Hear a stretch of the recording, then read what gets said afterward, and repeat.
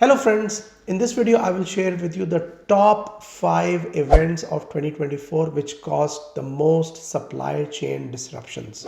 And you will see in this list that these disruptions are linked to cybersecurity events, weather events and political events. And because supply chains are at the very center of all the economic activity, we will talk about the supply chain cost of these disruptions.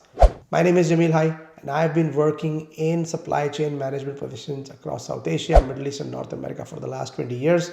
And my mission is to help professionals like you build real life skills for your job and career that they don't teach you in college.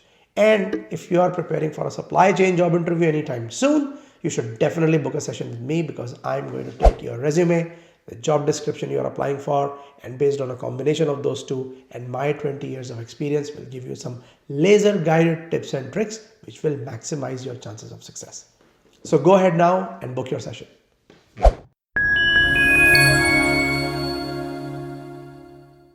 So on number 5 on my list is the Crowdstrike software glitch that happened on the 19th of July 2024, and it caused a pretty significant worldwide disruption.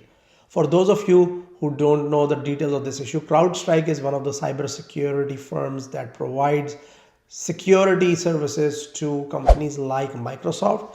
And in this case, one of their upgrades created a huge issue for the Microsoft devices around the world. And as you know, Microsoft devices and Microsoft Windows operating system is used by almost all the major companies around the world, including airlines, including hospitals, and so on. And that is why it caused so much of supply chain disruption itself. So imagine if you checked in at the airport on the morning of 19th of July and you are trying to check in using a computer and that computer has a blue screen, and we saw those scenes across all the airports around the world.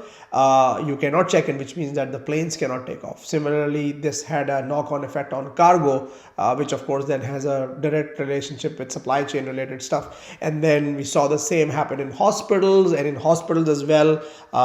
There is a lot of supply chain movement of inventory of syringes, needles, and so on and so forth. And all of this collectively resulted into somewhere between $5 to $10 billion of impact on global supply chain. So you can imagine one incident with one cybersecurity service provider, but because it is connected to a huge giant like Microsoft, created a massive supply chain disruption. And that is why this issue is on number 5 on our list. On number 4, I've put the Panama Canal drought. So Panama Canal drought basically started in 2023, but then it lingered into the first half of 2024. And as a result of that drought, the water levels in the canal went down. And if you look at the mechanics of how these canals work, whether it's the Panama Canal or the Suez Canal, they all work based on the different levels of waters, because that is how they control the different locks which allow the ships to move from one level to the other and then eventually cross the canal and get into the other side of the ocean. And when the levels fall, that means that the number of ships that can cross the canal goes down. And in this particular case, this is exactly what happened. If you look at the chart on the screen in front of you, this chart basically shows the transit movement across the Panama Canal from 2019 all the way up to 2024. And you can see that big dip at the start of 2024. And in this case, what that dip really meant was an $800 million loss for the Panama Canal alone. And it also increased the shipping cost for carriers between 15 and 25% during the time when this drought was affecting the canal. That means if you do the math and combine the impact on the canal directly, which is the 800 million, but then the indirect impact, which is all these shipping companies having to pay more or reroute their vessels and go and take longer routes and so on, that combined had a total cost of roughly between 15 and $20 billion globally. So that is why this is on number 4 on our list. And although you may have heard a lot about the Suez Canal crisis, which is, by the way, coming later in this video, so keep watching till the end, but the Panama Canal drought also created some big disruptions this year in global supply chains. On number 3, I've got the Southeast Asian floods, which caused a major supply chain disruption as well in 2024. And I'm particularly talking about the flooding that happened in South Korea from July to August this year.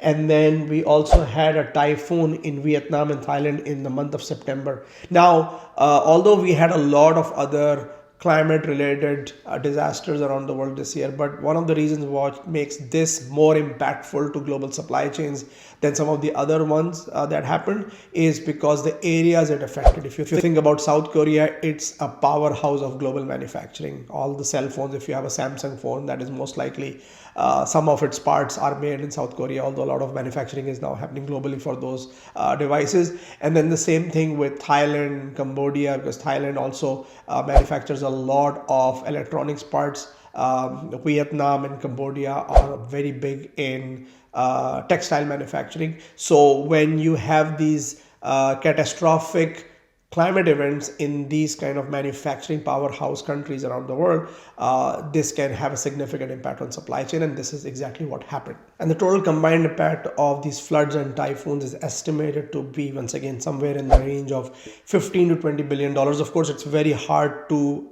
prescribe an exact number of the impact because the impact is so widespread, but it is considered that its impact was also in that $15 to $20 billion range, very similar to what we saw in the Panama Canal drought issue. On number 2, I've got the Red Sea crisis of 2023 and 2024. Just for perspective, this crisis actually started in 2023 when the Israel-Hamas war started. But then the Houthi rebels, who are the Iran-backed militia that fights in Yemen, and they started attacking the vessels going through Red Sea into the Suez Canal. And that is when this crisis escalated.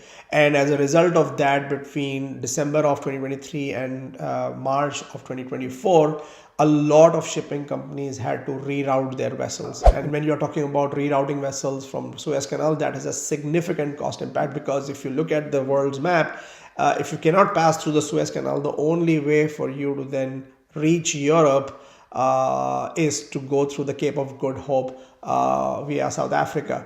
And in this chart, you can see during that period of time how the transit volume from the Cape of Good Hope surged, and at the same time, there was a significant dip in the number of vessels crossing through the Suez Canal. Now, what is the supply chain impact of all of this? So if you think about the Shanghai-Rotterdam route, which is one of the busiest shipping routes in the world, the cost of that increased by 350% during that time, which is a significant cost. And there is so much critical cargo that goes between these two areas, is that this is estimated to have increased the global inflation of commodities and goods by about 0.7 percentage points or 70 basis points. So just one crisis had the impact of inflating the world prices of items and goods by almost 0.7 percentage points. So that's huge. Then if you look at the direct impact on the Suez Canal revenues of this issue, it is believed to have lost about $7.2 billion in revenue in 2024 alone. And I think there is a different figure for 2023. And $7.2 billion, sounds a lot if you compare with what, let's say, the Panama Canal lost during its drought, which was only about 800 million. But keep in mind that on an annual basis, there is about 1.6 billion tons of cargo that passes through the Suez Canal. And if you compare that with the Panama Canal, I think Panama Canal is somewhere in the range of 600 million tons. So from a volume perspective, Suez Canal is almost 3 times as busy as the Panama Canal. And therefore, whenever there's a disruption in that part of the world, which unfortunately is very common, it can have a significant impact on the movement of goods and hence supply chains. And therefore, when you combine all these impacts, the $7.2 billion direct impact on the Suez Canal revenues themselves, but then this increased freight cost from China to Europe or from other parts of Asia to Europe, and then you put them all together, it is estimated to have an impact of $135 billion on global trade in 2024 alone, which is significantly more than all the previous issues that I've listed so far in this video combined, and therefore it just gives you a sheer sense of the magnitude of disruption any political turmoil or any other type of climate turmoil or cybersecurity turmoil in that region can have on global economies and supply chains. And finally, on number one, should not be a surprise, I've got the Russia-Ukraine war as the number one supply chain disruptor of 2024, unfortunately. And this war has been lingering around for a long time now.